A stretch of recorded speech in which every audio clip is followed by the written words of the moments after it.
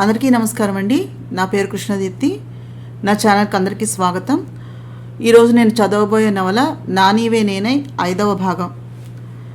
భోజనం అయ్యాక ఫోన్ వస్తే మాట్లాడుతూ బయటకు వెళ్ళిపోయాడు శ్రీకాంత్.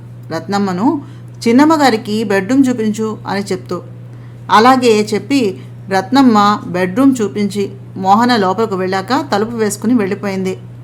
లోపలికి వెళ్ళి చూడగానే శోభనం గదిలాగా తయారైన ఆ రూము, అక్కడ ఉన్న ఫోమ్ బెడ్, తన ముఖంలో భావాలు ఎలా ఉంటాయో ఎక్స్ప్రెషన్ ఫోన్ కెమెరాల్లో బంధిస్తున్న మావయ్య. చూడగానే సిగ్గుతోటి తల ఉంచుకుంది మోహన. నోట మాట రాలేదు ఆమెకు. మోహి, ఒక్క నిమిషం ఇలా చూడు. నీ చూపు, నీ ఎక్స్ప్రెషన్స్ కలకాలం గుర్తుండిపోవాలి. ఇలా చూడు అన్నాడు నవ్వుతూ శ్రీకాంత్. మావయ్య అంటూ కోపం ప్రదర్శించాలని తెగ తాపత్రయపడి కుదరక వచ్చి అతని చేతులలో వాలిపోయింది మోహన ఆనందంగా. అలసట తీరిన శరీరాలు అన్యోన్యతతోటి పెనవేసుకుండిపోయాయి. పెళ్ళైన తర్వాత ఏదో బిజినెస్ సెట్ అయ్యేదాకా కొంచెం గ్యాప్ తీసుకుందాం అనుకున్నాను. కానీ తరువాత మొహమాటం అడ్డం వచ్చింది. ఆ రోజు డాక్టర్ వచ్చి ఇంట్లో నిజం చెప్పేశాక అక్కడ ఉండి ఈ పనులన్నీ మొదలవటం ఇబ్బందిగా అనిపించింది. అందుకనే వీలైనంత త్వరగా ఇక్కడికి తీసుకుని వచ్చాను.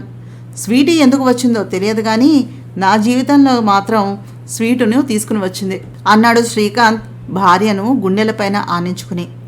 ఇక్కడికి నేను తీసుకుని వచ్చి సరదాగా గడుపుదాం అనుకున్నాను. వచ్చే ముందు అమ్మకు ఫోన్ చేశాను. ఇలా అని తెలియజేశాను. అందుకే ఇక్కడికి వచ్చాక నేను నిన్ను డైరెక్ట్గా గదిలోనికి తీసుకుని రాలేదు. నువ్వు నేను ఇలా మాట్లాడుకోగలిగినటువంటి పరిస్థితి, చనువు మన కార్యం అయితే కానీ జరగదు అనిపించింది. అందుకే ఇదంతా అంటూ మళ్ళీ మోహనను ఇష్టంగా పెనవేసుకున్నాడు శ్రీకాంత్. తెల్లవారింది. రాత్రి గడిచింది. చీకటి గడిచే ముందు ఉదయభానుని స్వాగతిస్తూ పక్షులు కిలకిలారావాలు చేసే వేళ గది నుంచి బయటకు అడుగుపెట్టింది మోహన.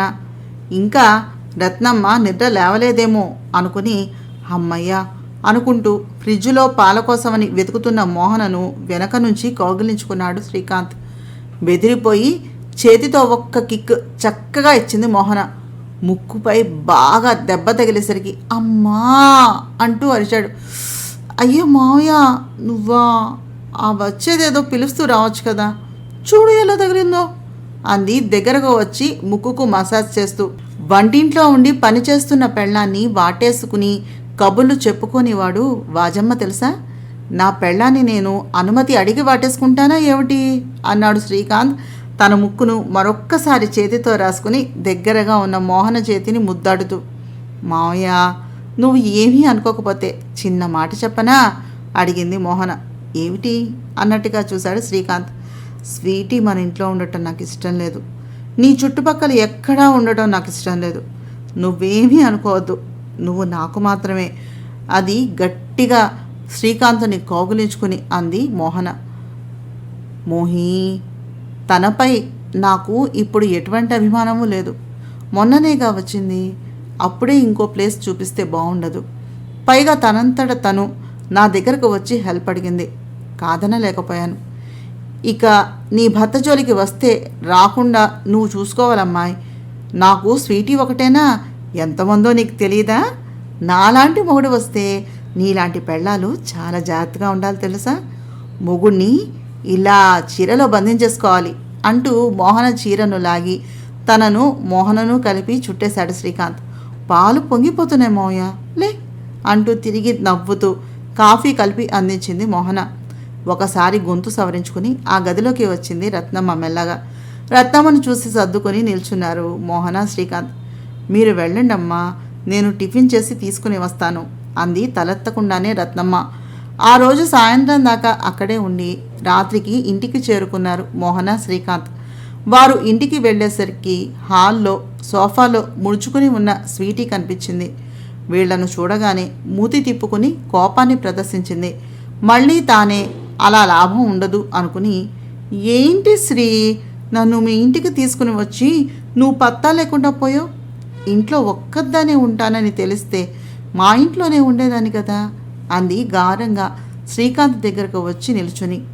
ఆమె పలికిన ఆ తీరుకి డంగ్ అయిపోయాడు శ్రీకాంత్. ఉరిమి చూసింది మోహన. కానీ అప్పటికప్పుడే ఏమనలేక ఊరుకుంది. ఒక్కదానివే ఉండడం ఏమిటి స్వీటీ, ఇంటి నిండా ఇంతమంది వర్కర్స్ ఉంటే అన్నాడు స్వీటీకి కొంచెం దూరంగా జరుగుతూ శ్రీకాంత్. అప్పటికే అతను మోహన వైపు చూసి కంగారు పడుతూ ఇక్కడి నుంచి ఎలాగైనా జారుకోవాలి అనే ప్రయత్నాల్లో ఉన్నాడు. మోహన చూపుకే కనుక శక్తి ఉంటే ఈ పాటికి మసిబొగ్గు అయిపోయి ఉండేవాడేమో.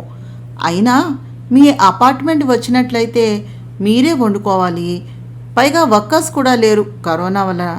ఇక్కడ ఉండటం వల్ల మీకు ఆ ప్రాబ్లం కూడా లేదు కదా, పైగా సేఫ్గానే ఉన్నారు కదా స్వీటీ గారు అని స్వీటీతో మాట్లాడుతున్న శ్రీకాంత్ వైపు పైనుంచి కిందకు చూస్తూ వార్నింగ్ ఇచ్చినట్టుగా మాట్లాడింది. అన్నట్టు మావయ్య, ఆవిడ సంగతి నేను చూసుకుంటాను, కానీ తాతయ్య నిన్న ఒకసారి ఫోన్ చేయమన్నాడు, వెళ్ళి మాట్లాడు అనే మాటను పళ్ళ బిగువున గుడ్లు ఉరుముతో చూసింది మోహన. అవును, నాతో చేయమన్నారు, నేనే మర్చిపోయాను అంటూ మెట్లెక్కుతూ ఒకసారి స్వీటీ వైపు తిరిగి, స్వీటీ, ఇక్కడ నీకు టైం ప్రకారం అన్ని ఏర్పాట్లు జరుగుతాయి. ఎంత అనుకున్నా నేను మోహన కొత్తగా పెళ్ళైన వాళ్ళం కదా, ఎక్కడో ఒక చోటికి తిరుగుతూ ఉంటాం. ఇది మీ ఇల్లే అనుకో. ఏదైనా తినాలంటే రత్నమ్మని అడుగు, ఏదైనా తక్కువైనట్లయితే ఈ ఇంటి ఓనరమ్మ ఉందిగా మోహన, అడుగు. ఈ మధ్యనే నా బిజినెస్ బాగా పెరిగింది, బాగా ఉన్నప్పుడు ఇంకా బాగా కష్టపడాలి.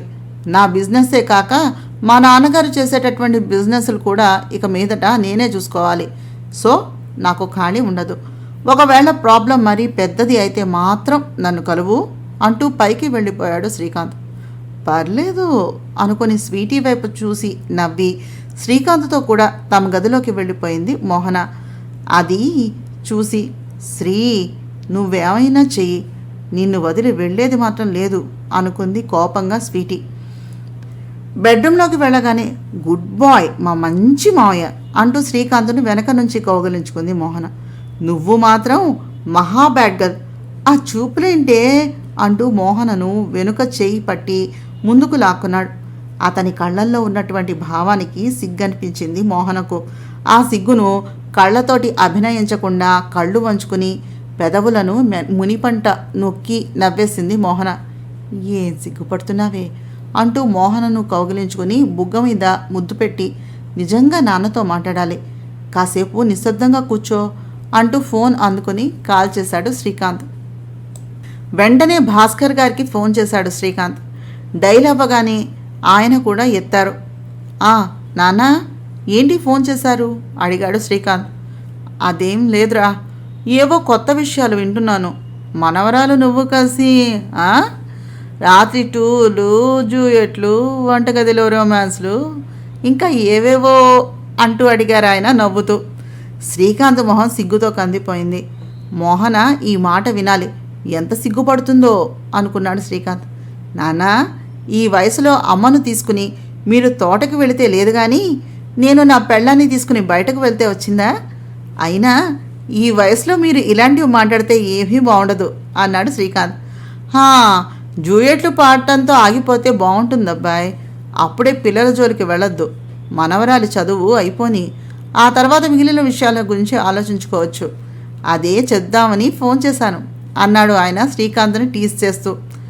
మీరు ఊరుకోండి మరీను, పిల్లల్ని కొద్ది రోజులైనా సరదాగా ఉండనివ్వరా ఏమిటి అని అంటూ ఫోన్ అందుకుని, ఎరా ఎలా ఉన్నావు, అమ్మాయి బాగుందా? అది నీకోసమే పుట్టిన పిల్లరా, దాని మనసుని కష్టపెట్టకు. నా మనవరాలు అని చెప్పటం లేదు. సాధారణంగా ఆడపిల్లలు తాళి కట్టిన మొగుడు చెయ్యి పట్టుకుని ఇంటి వాళ్ళందరినీ వదిలిపెట్టి భర్త వెంట వెళ్తారు. కానీ అది చిన్నప్పటి నుంచి దానికి ఏది కావాలన్నా ముందు అమ్మ అనటం కన్నా మామయ్య అనటాన్నే ఇష్టపడింది. చిన్నప్పుడే తల్లి నుంచి దూరం చేసి మన దగ్గర ఉంచుకోవాల్సి వచ్చింది. తప్పు చేస్తే మామయ్యగా క్షమించు, ఆనందంగా ఉంటే భర్తగా పంచుకో. నీ తల్లిగా మీ సుఖం తప్ప మరేమీ కోరుకోవటం లేదురా. అవును, స్వీటీ వచ్చిందని విన్నాను. భార్యాభర్తల మధ్యలో అనుమానం అనేది రాకూడదురా. వచ్చిందంటే గిన్నెడు పాలల్లో ఒక్క చుక్క విషం కలిసినట్టే. గతం నాస్తి, ప్రస్తుతమే జీవితం. నువ్వు జాగ్రత్త, దాన్ని జాగ్రత్తగా చూసుకో. వీలైనంత త్వరగా స్వీటీని బయటకు పంపించేసే. కావాలంటే దాని ప్రాపర్టీ నేనే తీసుకుంటాను. దానిని మన ఆఫీస్ అలాట్ చేసే ఏ అపార్ట్మెంట్కో మూవ్ అయ్యేలాగా చూడు. నీ ఎదురుగా అది తిరుగుతూ ఉంటే నా మనవరాలకి ఇబ్బంది లేదేమో. ఆ మాట వింటేనే నాకైతే మాత్రం అది చాలా కష్టంగా ఉంది. అర్థమవుతోందా? ఇదే పని మీ నాన్నగారు చేసి ఉంటే అసలు క్షమించేదాన్నే కాదు. అది ఎలా ఊరుకుందో అర్థం కావటం లేదు. ఇకపై ఇలా జరిగిందా ఊరుకోను. ఇదే ఆఖరిసారి. ఏది నా మనవరాల్ని పిలువు అంది ఆవిడ. అమ్మా, నేనేమన్నా బండరాయని అనుకున్నావా? అది నా దగ్గరకు వచ్చాక కళ్ళ వెంట నీరు పెట్టిందేమీ లేదు. దాన్ని నేను జాగ్రత్తగానే చూసుకుంటాను కూడా. నువ్వేమీ బెంగ పెట్టుకోకు. ఇదిగో దానికిస్తున్నాను, తీసుకో అంటూ మోహనకు ఫోన్ ఇచ్చి స్నానానికి వెళ్ళాడు శ్రీకాంత్. అమ్మమ్మ అంది మోహన ఆనందంగా. ఏవే, స్వీటీ గురించి అడుగుతున్నానని ఫోన్ కూడా చేయటం మానేశావా? నువ్వు ఫోన్ చేయకపోతే నాకు విషయాలు తెలియవు అనుకున్నావా? చూస్తున్నా, నీ గురించి, నీ మూడు గురించి అన్నీ తెలుసుకుంటూనే ఉన్నా. ఆ ముసలి ఎక్కడో ఉందనుకుంటున్నావా? నేను ఎక్కడ ఉన్నా నా కళ్ళన్నీ అక్కడే ఉంటాయి.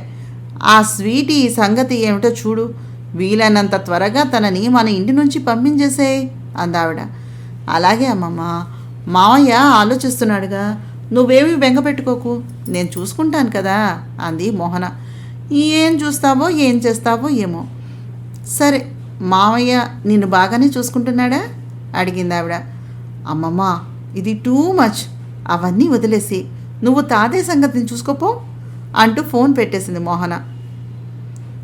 మోహనా, మోహి, ఇలా వచ్చి వీపు రుద్దు అన్నాడు శ్రీకాంత్. నేనా అడిగింది మోహన. హా, నువ్వు కాకపోతే ఇంకెవరు వచ్చి రుద్దుతారు అన్నాడు శ్రీకాంత్ నవ్వుకుంటూ. ఏంటి మావయ్య కొత్తగా? నిన్నటిదాకా స్నానం ఎలా చేసావు అంది మోహన బాత్రూమ్ దగ్గరకు వచ్చి తలుపు దగ్గర నిలబడి. నా పెళ్ళాం కొత్తగా వచ్చింది కాబట్టి కొత్తగా. అది వచ్చాక నేనెందుకు రుద్దుకోవాలి? ఇప్పుడు నువ్వు లోపలికి వస్తావా, నేను బయటకు వచ్చేనా అడిగాడు శ్రీకాంత్ కొంటెగా. వద్దు, నేనే వస్తాను అంటూ మోహన లోపలికి వెళ్ళింది. అలా ఎంతసేపు స్నానం చేశారో వారికే తెలియదు. 2 గంటల తర్వాత ఆకలి వేస్తోంది మోయ అంటూ కదిలింది మోహన. 11:30 అయింది. ఇప్పుడు తింటావా అడిగాడతను. హా, కారం కారంగా ఆవకాయ కలుపుకుని తినాలి అంటూ కింద కిచెన్లోకి నడిచింది మోహన. కింద అంతా సీలింగ్ లైట్ల వెలుతురులో చిరు చీకటిగా ఉంది. వెళ్ళి ప్లేట్ పట్టుకుని వచ్చే లోపల శ్రీకాంత్ కూరలు వేడి చేసి డైనింగ్ టేబుల్ మీద పెట్టాడు. ప్లేట్లో అన్నం కలుపుతూ అతనికి పెడుతూ అల్లరిగా ఆడుతూ తాను భోజనం చేస్తోంది మోహన. ఇంతలో ఏదో శబ్దం. ఏమిటా అని పక్కకు తిరిగి చూసేసరికి కొంత దూరంలో స్వీటీ కనిపించింది. కంగారుగా మోహన తన డ్రెస్ వైపు చూసుకుంది. ఎందుకంటే తను శ్రీకాంత్ టీషర్ట్ను వేసుకుని ఉంది. తమ గొడవల్లో తాముండి ఇద్దరూ ఆమె గురించే మర్చిపోయారు. స్వీటీ చిరాకుగా చూసింది వారి వైపు. మోహన డైనింగ్ టేబుల్ మీద కూర్చుని కలుపుతోంది. ఆమె పక్కన చైర్లో కూర్చుని భోజనం చేస్తూ ఉన్నాడు శ్రీకాంత్. మోహన అక్కడి నుంచి వెళ్ళిపోదామని కిందకు దిగబోయింది. వద్దు అన్నట్టుగా ఆమె కాళ్లపైన చేతులు వేసి ఆపేశాడు శ్రీకాంత్. టవల్ తీసి ఆమె కాళ్ల మీద వేశాడు. కదలలేని పరిస్థితుల్లో అలా ఉండిపోయింది మోహన. ఏమైంది స్వీటీ, ఇంకా నిద్రపోలేదా అడిగాడు శ్రీకాంత్ మామూలుగా. ఏం లేదు, ఏదో శబ్దం అయినట్టుగా ఉంటే బయలుదేరి వచ్చాను అంది స్వీటీ. ఓకే స్వీటీ, వెళ్ళి నిద్రపో. రేపు నేను ఆఫీస్కి వెళ్ళటం లేదు. నీ సంగతిలో ఏమైనా ఉంటే చూద్దాం. సో అన్నీ సెటిల్ చేసేద్దాం. గుడ్ నైట్ అన్నాడు శ్రీకాంత్. ఇక మాట్లాడేదేమీ లేదు, వెళ్ళిపో అన్నట్టుగా చూస్తూ. ఏం మాట్లాడాలో తెలియక గుడ్ నైట్ శ్రీకాంత్ అని చెప్పి వెళ్ళిపోయింది స్వీటీ. స్వీటీ అక్కడి నుంచి దూరంగా వెళ్లే వరకు ఆగి మోహన కాళ్లకు అటూ ఇటూ తన చేతులను వేసి నోరు తెరిచి అన్నం పెట్టు అన్నాడు శ్రీకాంత్. శ్రీకాంత్కి అన్నం పెడుతున్న మోహన తల వంచుకొని ఆలోచిస్తూ ఉండిపోయింది. శ్రీకాంత్ మోహనను పట్టుకుని కుదుపుతూ, ఏంటి మోహన, ఆ పిట్టబుర్రతోటి అంతలా ఆలోచించకు. నా టీషర్ట్ కాకుండా వేరే బట్టలు కూడా వేసుకుందాం అనుకుంటున్నావా? దీనిలోనే మునిగిపోయావు. ప్యాంటో షార్టో ట్రై చేస్తే వేసుకుంటే జారిపోయే అవకాశం కూడా ఉంది అన్నాడు కొంచెం కొంటెగా చూస్తూ. అనవసరంగా ఆలోచించకు అన్నాడు శ్రీకాంత్ నవ్వుతూ. కోపంగా బుంగమూతి పెట్టింది మోహన. చాలా మాట్లాడుతున్నావు. అలా మూతి పెట్టకు, మరి కొరకాలనిపిస్తుంది. అంటూ మోహన మూతిని పట్టుకుని లాగి నోట్లో వేసుకుని తింటున్నట్టుగా అభినయం చేశాడు శ్రీకాంత్. అది చూసి పక్కున నవ్వేసింది మోహన. పో మోయ అంటూ. అమ్మయ్య నవ్వేశావా అంటూ ఒక ముద్ద తీసుకుని మోహన నోటికి అందించి బుగ్గ మీద ముద్దు పెట్టాడు. ఈ పద్ధతి ఏదో బాగున్నట్టుగా ఉందే అంటూ ఆశ్చర్యాన్ని అభినయించాడు. మావయ్య నువ్వు చాలా అల్లరిపడిపోయావు అంటూ మళ్ళీ నవ్వేసింది మోహన. నేను ఎప్పుడూ అల్లరివాడినే, కాకపోతే చత్వారం కమ్మి ఇంట్లో ఉన్న వజ్రాన్ని వదిలి బయట ఉన్న రంగురాళ్ల వెంట పడిపోయానంతే. మా అమ్మ నాన్నకి నా బుద్ధి తెలుసు కనుక ఈ వజ్రాన్ని తీసుకుని వచ్చి నాకు కట్టబెట్టారు అన్నాడు శ్రీకాంత్ మెల్లగా. ఇక్కడ చాలామందికి కడుపులో మంట కలిగేలా ఉంది, పద భోజనం అయ్యింది కదా అంటూ మోహనను ఎత్తుకుని పైకి తీసుకుని వెళ్ళిపోయాడు. మన్నాడు స్వీటీ ప్రాపర్టీలను తానే మోహన పేరు మీద కొనేశాడు శ్రీకాంత్. అలా అతను తీసుకోవడం నచ్చింది స్వీటీకి. కానీ అది మోహన పేరు మీద పెట్టడం భరించలేకపోయిందామె. అయినా ఏమీ చేయలేని పరిస్థితి స్వీటీది. కొద్ది రోజుల తర్వాత కాలేజీకి రేపు వెళ్ళాలి అనగా ఈరోజు మోహన ప్యాంటు టీషర్టు వేసుకుని తయారైంది. ఈ మధ్యకాలంలో ఆమె అలాంటి డ్రెస్సు వేసుకోలేదు. మళ్ళీ పాత మోహనలాగా, ఇంకా చెప్పాలి అంటే పెళ్ళి కాకముందు ఉన్న మోహనలాగా చిన్నపిల్లలాగా కనిపిస్తోంది ఇప్పుడు.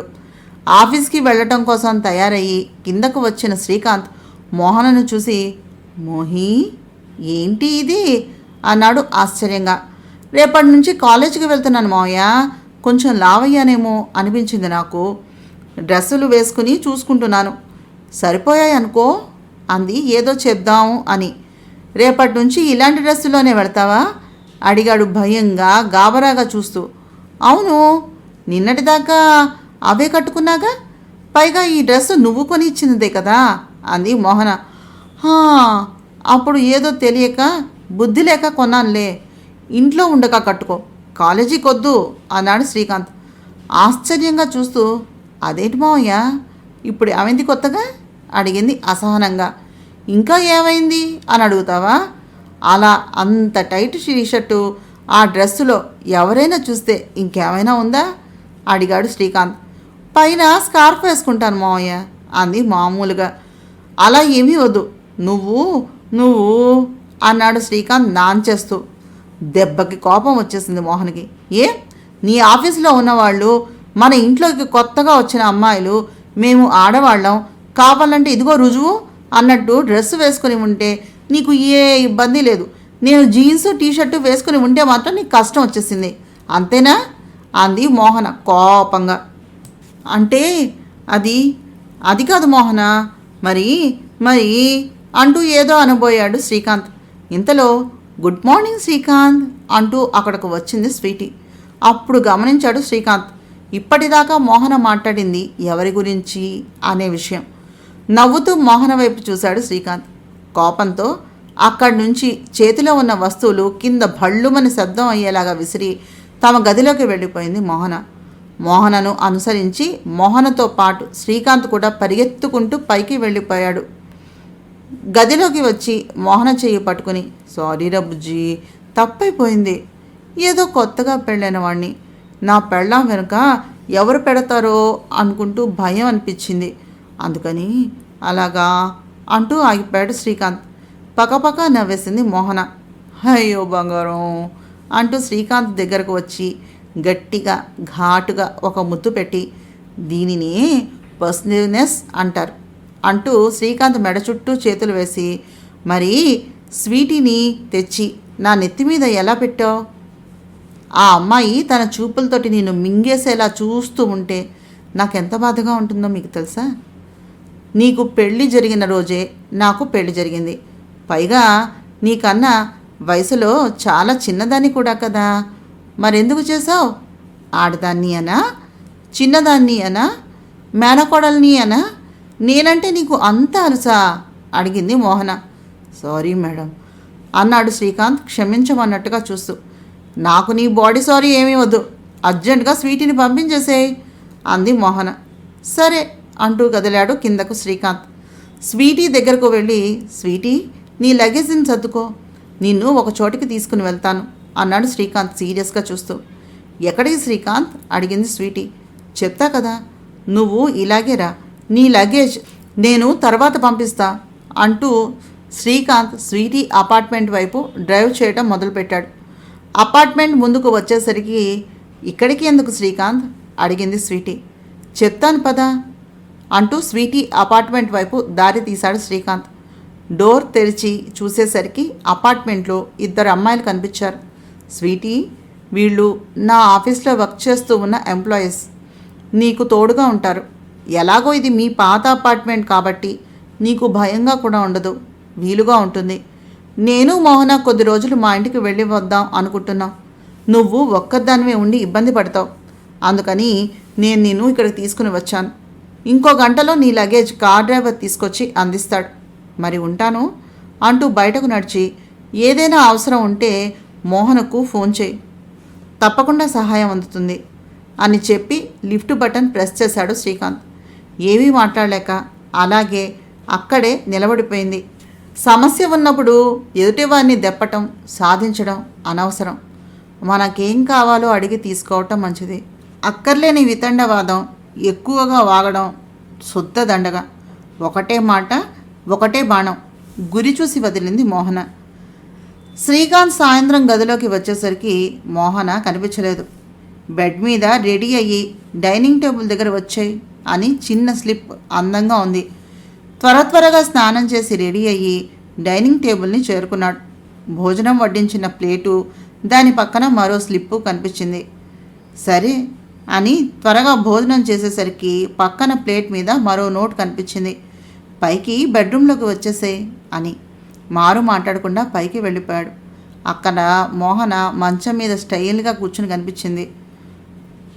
జానకమ్మ గారు కావాలని పంపించిన నైట్ గౌన్ వేసుకుని ఉంది. పెళ్ళైన కొత్తలో అది వేసుకోవడానికి తెగ సిగ్గుపడిన తను ఇప్పుడు కావాలని శ్రీకాంత్ని రెచ్చగొట్టడానికి కాదు, స్వీటీని పంపించినందుకు శ్రీకాంత్కి ఇచ్చినటువంటి బహుమతిలాగా ఆ గౌన్ వేసుకుంది. డంగ్ అయిపోయాడు శ్రీకాంత్. వావ్ అంటూ మోహన చెంతకు వాలిపోయాడు. షు, లైట్ మావయ్య అంటూ సమ్మోహనంగా నవ్వింది మోహన. ఇక అతను రెచ్చిపోయి విపరీతంగా అల్లరి చేయటం మొదలుపెట్టాడు. ఆ అల్లరిలో ఆనందంగా గడిచిపోయింది ఆ వెన్నెల రాత్రి. తెల్లగా తెల్లవారింది. గుచ్చే సూర్యుని కిరణాల స్పర్శతో నిద్ర లేచింది మోహన. నడుముపై శ్రీకాంత్ చెయ్యి బరువుగా ఉండడంతో మెల్లగా అతనికి ఏమాత్రమూ నిద్రాభంగం కాకుండా లేద్దామని ప్రయత్నం చేసింది. వీలు కావట్లేదు అనుకుంది. కానీ దొంగ నిద్రలో ఉన్న శ్రీకాంత్ వీలు పడినివ్వటం లేదని కాసేపటికి కానీ అర్థం చేసుకోలేకపోయింది. అర్థమయ్యాక, మావయ్య దొంగ నిద్ర, నాకేం తెలుసు నువ్వు దొంగ ఏమని అంది నవ్వుతూ మోహన. శుభోదయం అంటూ మోహనను గట్టిగా కౌగిలించుకొని ఆమె నోటి మీద ముద్దు పెడుతూ చెప్పాడు శ్రీకాంత్. శుభోదయం అంటూ నవ్వింది మోహన. ఏ భార్య అయినా భర్తకి శుభోదయం ఇలా చెప్తుందా అడిగాడు శ్రీకాంత్. మరి ఇంకెలా చెప్తుంది మావయ్య అంటూ గారంగా అడిగింది మోహన. ఇలా మాట్లాడితే మావయ్య మావయ్య అంటూ కాదు, శ్రీ అని పిలవాలి. ఉదయం లేవగానే పక్కన కూర్చుని కాదు, ఒళ్ళో కూర్చుని గారాలు పోవాలి. వయ్యారంగా నడుస్తూ హొయ్యలు వలకబోయాలి. కళ్ళతోటి రమ్మంటూ పెదవులతో పొమ్మనాలి. నేను ఎప్పుడు వస్తానా అని ఎదురు చూస్తూ కూర్చోవటం కాదు, నేను ఎలా పెందరాలే ఇల్లు చేరాలా అని నేనే దారులు వెతుక్కునేలాగా చేయాలి అన్నాడు శ్రీకాంత్. అలా ఎలా శ్రీ అంది మోహన సిగ్గుపడుతూ కళ్ళు ఉంచుకొని పెదవుల చివరన నవ్వుని దాచుకుంటూ. ఏది మళ్ళీ పిలో అడిగాడు శ్రీకాంత్. అంది మోహన సిగ్గుపడుతూ. మోహి ప్లీజ్ ఒక్కసారి అను అంటూ అల్లుకుంటున్నాడు శ్రీకాంత్. అది గమనించిన మోహన, మిస్టర్ శ్రీకాంత్ నన్ను కాలేజీకి తీసుకుని వెళ్ళాలి, లేవయ్యా బాబు ముందు వదులు అంటూ అతనికి మరో అవకాశం లేకుండా బాత్రూంలోకి పరుగు తీసింది. ఇద్దరూ ఒకరినొకరు కవ్వించుకుంటూ నవ్వుకుంటూ సిద్ధమయ్యారు శ్రీకాంత్ మోహన. ముందు రోజు రాత్రి అనుకోవటం వల్ల మోహన కారు దిగేసరికి సిద్ధంగా ఉంది మోహన గ్యాంగ్. వెంకట్, సాగర్, శేఖర్, అస్మిత, చంద్రిక అందరూ మోహన శ్రీకాంత్లను కొత్త జంటగా అభినందించి తమ క్లాసెస్కి చేరుకున్నారు. కానీ మోహన విషయంలో ఇప్పటిదాకా ఒక లెక్క, ఇక్కడి నుంచి ఇంకోలాగా చలాకీగా ఉంది. మామూలుగానే బాగా ఉన్నవారి పిల్ల ఇప్పుడు అంతకు మించి కరువు తీరినట్టుగా కాలేజీ అంతా రకరకాల సీతాకొక చిలుకల్లాగా ఉన్నారు స్టూడెంట్స్ అంతా. క్లాసెస్కి ప్రొఫెసర్స్ వస్తున్నారు, కానీ వారు ఏవో చెప్తాం అన్నట్టుగా ఉంది ఆ రోజు. సీనియర్ స్టూడెంట్స్, ఉద్యోగం వచ్చేసిన స్టూడెంట్స్ తామే కాలేజీ హీరోల్లాగా ఫీల్ అవుతూ జూనియర్స్ పాలిట విలన్లలాగా తయారయ్యారు. ఎంతలో ఎంత మార్పు అనేలా ఉంది వారి ప్రవర్తన. అస్మితతోటి కలిసి నడవటం మొదలుపెట్టింది మోహన, వారి వెంటే మిగిలినవారు. ఇంతలో ఒక సీనియర్ వచ్చాడు అస్మిత దగ్గరకు. ఏంటి రాగానే నా దగ్గరికి రాకుండా ఇక్కడ తిరుగుతున్నావేంటి అని అడుగుతూ. అస్మిత కంగారు పడుతూ భయంతో మోహన చెయ్యిని గట్టిగా పట్టుకుంది ధైర్యం కోసమని. అంత ధైర్యంగా తను వచ్చి పలకరించేసరికి మోహన కూడా కంగారు పడింది. మదన్ సార్ ప్లీజ్, అది కంగారు పడుతోంది, వదిలేయండి అంది తన పక్కన ఉండాల్సినటువంటి ఫ్రెండ్స్ కనబడకపోయేసరికి వారిని వెతుకుతూ వెనక్కి తిరిగి చూస్తూ. అబ్బో, నీకు చాలా ధైర్యం వచ్చినట్టుంది. దాన్ని ఒక్కదాన్ని అడిగి నేను అడగలేదని బాధపడుతున్నావా? ఏమీ లేదు, ఈ మధ్య నీకైతే పెళ్ళి కూడా అయిపోయింది కదా, కాబట్టి తప్పు కూడా లేదు. మనం పెద్దవాళ్ళం, అది చిన్నపిల్లలే అన్నాడు మోహన భుజం మీద చెయ్యి వేసి దగ్గరగా తీసుకోవాలని ప్రయత్నం చేస్తూ. మోహనకి ఏం చేయాలో తెలియలేదు, తర్వాత ఒళ్ళు తెలియలేదు. ఏం చేస్తోందో తెలియకుండా తన బ్రెయిన్కి కొంచెం పని చెప్పింది. ఏ శక్తి పురిగలిపిందో తెలీదు. అతని చెయ్యి వెనక్కి తిప్పి అతని కాలి పిక్క పైన ఒక్కటి తన్నింది. ఆ రోజు తను వేసుకున్న పాయింట్ హీల్స్ని చాలా పకడ్బందీగా వాడింది. తన చేతిలో ఉన్న పెన్నుతోటి అతని చేతిని పొడి చేసింది. తాను ఇలా చేయగలను అని ఆమె ఎప్పుడూ అనుకోలేదు. ఒక ఆడపిల్ల చేతిలో తను చిత్తుగా దెబ్బతింటున్నాడు అని అతను అనుకోలేదు. అతను అరిచిన అరుపుకి అతని అనుచర వర్గం అంతా అతని పక్షాన ఒక గ్రూప్గా ఆమె మీదకు ఎగబడిపోయారు. అలాగే క్యాంపస్లో ఉన్న ఒక ఆడపిల్ల అలాగా గొడవలోకి దిగేటప్పటికీ అక్కడే ఉన్న మిగిలిన ఆడపిల్లలు ఆమె ఫ్రెండ్స్తో పాటుగా మరికొంతమంది ఆమె పక్షాన చేరిపోయారు. ఇద్దరు వ్యక్తుల మధ్యన ఉన్నటువంటి చిన్న తగాద అప్పటికప్పుడే ఆ కాలేజీకి మూల కేంద్రంగా రెండు సమూహాల మధ్యన యుద్ధంలాగా చెలరేగిపోయింది. అప్పటికప్పుడు కాలేజీలో ఉన్న ప్రొఫెసర్లు, అధ్యాపక, అనధ్యాపక బృందం, అంటే teaching staff, non teaching staff అందరూ వాళ్ళ మధ్యన సంయమనం పాటించేలాగా చేసి అప్పటికి ఆ యుద్ధాన్ని తాత్కాలికంగా ఆపారు.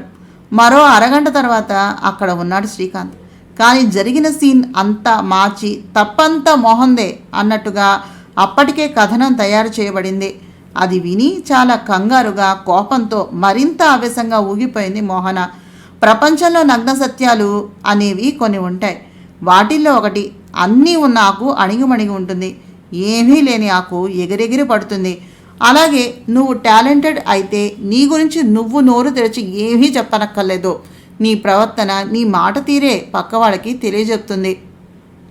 కాలేజ్ మేనేజ్మెంట్ అంతా అప్పటికే మదన్ని సపోర్ట్ చేస్తూ మాట్లాడుతూ ఉంటే ఆశ్చర్యంగా చూస్తూ ఉండిపోయింది మోహన. కారణం మదన్ కాలేజ్ మేనేజ్మెంట్కి సంబంధించిన ఒక వారసుడు కావటమే. అందుకే ధైర్యంగా ఇలాంటి వాటిలోకి దిగాడతను. అతను దిగటమే కాక అతని అండ చూసుకుని పేట్రేగిపోయేటటువంటి కొంతమందిని జత చేసుకుని మెల్లగా ఆ క్యాంపస్లో అతని ప్రభావం చూపటం మొదలుపెట్టాడు. పెద్దలు చెప్పినట్టుగా ఒక మంచివాడి మౌనం చాలా పెద్ద విపత్తుకు దారి తీస్తుంది. అలాగా మదన్ ఈరోజు ఇంత భారీ స్థాయిలో తప్పు చేసినా అతనికి కాలేజీ అండగా నిలవటం ఆమె జీర్ణించుకోలేకపోయింది. అది సహించి ఉదాసీనతను ప్రదర్శించలేకపోయింది. శ్రీకాంత్ తాతగారి చిన్నతనంలో ఆయన చదువు కోసమని ఆయన తల్లిదండ్రులు పట్టణానికి ప్రయాణం కావలసి వచ్చింది. ఆ కష్టాలు తెలిసిన మనిషిగా ఆయన అభివృద్ధి చెందగానే తల్లికిచ్చినటువంటి మాట ప్రకారం పేద యువతీ యువకులపై చదువులకై కాలేజీలను ఏర్పాటు చేయడం జరిగింది. వాటి కోసమని కమిటీలను ఏర్పాటు చేయడం జరిగింది. కానీ ఆయన ప్రేమించి పెళ్లి చేసుకున్నటువంటి భార్య పోవటంతో శ్రీకాంత్ తాతగారు జీవితం మీద ఇచ్ఛను కోల్పోయారు. కేవలం శ్రీకాంత్ తండ్రి భాస్కర్ గారిని పెంచడం కోసమని తిరిగి తాము ఎక్కడ తన ప్రయాణాన్ని మొదలుపెట్టాడో అదే పల్లెటూరుకు చేరుకున్నారు. అన్నింటినీ సన్యసించి నిరాడంబరంగా ఒక చిన్న ఇల్లు లాంటిది కట్టుకుని తిరిగి మళ్ళీ ఆ పల్లెటూరులో స్థిరపడిపోయారు. ఆయన పెంపకంలో పెరిగినటువంటి భాస్కర్ గారు కూడా నిరాడంబరంగా ఉండేవారు. ఆ ప్రభావమే శ్రీకాంత్ మీద కూడా పడింది. ఆ ప్రభావమే మోహన మీద కూడా పడింది. అందుకే వారి వారసత్వాల గురించి చెప్పుకుంటూ ఆ ఉనికిలో ముద్ర పడకుండా తమంతట తాము వ్యక్తిగతంగా సాధారణ వ్యక్తులుగా చలామణి అవటానికి ప్రయత్నం చేశారు ఇప్పటి వరకు. ఇక తప్పలేదు. కొంత సమయానికి మోహన అక్కడ ఉండలేక మెల్లగా బయటకు వచ్చి శ్రీకాంత్కి ఫోన్ చేయబోయింది. ముఖం డల్గా పెట్టుకుని బయటకు నడవబోతున్న మోహనను చూసి నవ్వుకున్నాడు మదన్. ఇంతలో కాలేజీ ఎంట్రన్స్లో నుండి వరుసగా కార్లు వచ్చాగాయి. ఎవరో ఒక గొప్ప వీఐపీ వచ్చినట్టుగా వరుసగా కార్లు బారు తీరటం తెలియజేస్తోంది. అందులో నుండి బయటకు వచ్చాడు హుందాగా ఒక అతను. అతడిని కాలేజీలోనికి తీసుకుని వెళ్ళటానికి కార్ డోర్ ఓపెన్ చేశాడు అక్కడి డైరెక్టర్. పక్కన ఉన్న మోహన ఫ్రెండ్ మోహనని అటువైపు చూడు అన్నట్టుగా వేలెత్తి చూపించింది. తల ఎత్తి చూస్తే ఎదురుగా ఉన్నది శ్రీకాంత్. బ్లాక్ సూట్లో మరింత స్టైల్గా ఉన్నాడు శ్రీకాంత్. మోహనని క్రాస్ చేసి వెళుతూ కన్ను కొట్టి వెళ్ళాడు. అది చూసి షాక్ అవుతూ నోరు తెరిచింది మోహన. సూపర్ అంటూ చేతి చూపుడు వేలును బొటన వేలు కలిపి చూపించారు ఆమె స్నేహితురాళ్ళు. మేనేజ్మెంట్ తోటి ఇంట్రడక్షన్ అంటూ లోపలికి వెళ్ళి మీటింగ్లో కూర్చుంటూ శ్రీకాంత్ ప్రిన్సిపల్ వైపు తిరిగి, బయట మేడం ఉన్నారు, ఒకసారి వెళ్ళి పిలుచుకుని రండి అన్నాడు శ్రీకాంత్. మేడం ఇక్కడ అంటూ బయటకు వెళ్ళి తిరిగి వచ్చాడు ప్రిన్సిపల్. సార్ అక్కడ ఎవరూ లేరండి అంటూ. అదేమిటి, నేను వచ్చేటప్పుడు ఆమె అక్కడే ఉంది, ఇంతలో ఏమైపోతుంది, వెళ్ళి తీసుకురండి. ఎంట్రన్స్ దగ్గర సోఫాలో కూర్చుని ఉంది. జీన్స్ ప్యాంటు టాపు వేసుకుని ఉంది. పేరు మోహన, తీసుకురండి అన్నాడు టీవీగా. ప్రిన్సిపాల్తో పాటు అక్కడ ఉన్న వారికి కూడా అర్థమైంది అక్కడ ఏం జరుగుతోందో. కాసేపటికి మోహన వచ్చింది. శ్రీకాంత్ లేచి మోహనను తీసుకుని వచ్చి తను కూర్చున్న సీట్లో కూర్చోబెట్టాడు. మీట్ మై డియర్ వైఫ్ మోహన శ్రీకాంత్ అంటూ పరిచయం చేశాడు శ్రీకాంత్ మోహనను. అలా పరిచయం చేస్తూనే సీరియస్గా ముఖం పెట్టి, కాలేజీ అంటే చదువును నేర్పే గుడి వంటిది. నిన్ను ఒక ఆవిడ మోసి కని పెంచితే నువ్వు ఇక్కడ ఇప్పుడు ఇలాగ నిలబడి ఉన్నావు. ఈ ఆడపిల్లలు కూడా ఆమె వంటి వారే. నా భార్యకి మాత్రమే కాదు, నువ్వు కాలేజీలో ఉన్నంతకాలం నా ఈ కాలేజీలో ఏ ఆడపిల్లకు ఇటువంటి అవమానం జరిగినా దాని బాధ్యత వహించవలసింది నువ్వే. ఇతన్ని కాలేజీ యాంటీ ర్యాగింగ్ కమిటీలో యాక్టివ్ మెంబర్గా జాయిన్ చేయండి అని చెప్పాడు మదన్ వైపు చూపిస్తూ. నా నీవే నేనే నవల 5వ భాగాన్ని చదివాను. నా ప్రయత్నం కనుక మీకు నచ్చినట్లయితే తప్పకుండా మా ఛానల్ సబ్స్క్రైబ్ చేసి, షేర్ చేసి, లైక్ చేసి, కామెంట్ చేయండి. అలాగే మా కొత్త ఛానల్ని కూడా దయించి సబ్స్క్రైబ్ చేసి వ్యూస్ ఇవ్వండి. మీ లైక్స్ మాకు మంచి ఎంకరేజ్మెంట్ని కలిగిస్తాయి. విన్న వాళ్ళందరూ డెఫినెట్గా కామెంట్ చేయండి. అలాగే సబ్స్క్రైబ్ చేసుకోండి. వ్యూస్ అయితే వస్తున్నాయి కానీ సబ్స్క్రిప్షన్స్ రావటం లేదండి.